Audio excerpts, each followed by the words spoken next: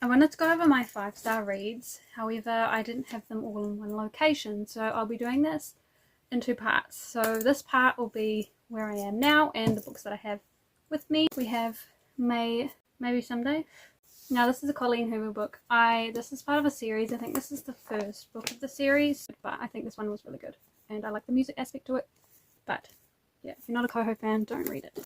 To go with the Coho theme, I have It Ends With Us. Now this is the first book I read getting back into my reading journey, so this is why it's like so close to my heart. However, the story is a little bit iffy at times, but I really enjoyed the story when I read it, and I need to reread it to see if I still think the same.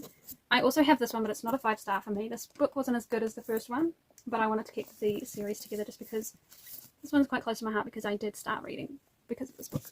So, sue me. The 7-Year Slip. This is a really good read. I loved how it was, the time difference type of situation that there was going on, and I would love to reread it someday, but I do recommend this one. Now the last one I have in this location is Things We Never Got Over. This is the first book of this series. I like this one the most. The other two not so much. They were still really highly rated.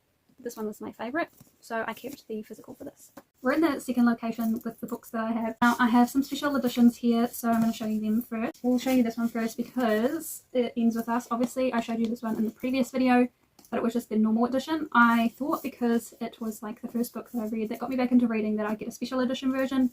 It's got the sprayed edges, which are freaking stunning and so pretty. Probably controversial to other people to have it as a special edition just because there's so much conflict with this story and the movie and all that jazz, but I don't care. I still liked the book when I read it. I do want to do a reread and see if I still like it, but that is for another day. The second book I have is Archer's Voice, so this is a special edition again. And this one is quite special because it has annotations by the author throughout the book. So, for example, she wrote like her thoughts or whatever on that section of the book. So I think that's pretty cool. I haven't actually read this version yet because I want to do a reread of the actual book and annotate it, and then I'll go into this one and read it and then see what her thoughts are through that as well.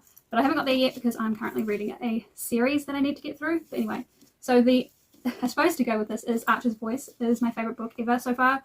I love the story and I do really want to do a reread just because I love it so much and I want to go back into that world.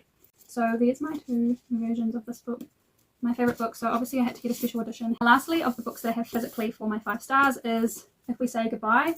I really love the story. It's probably not for the adult people.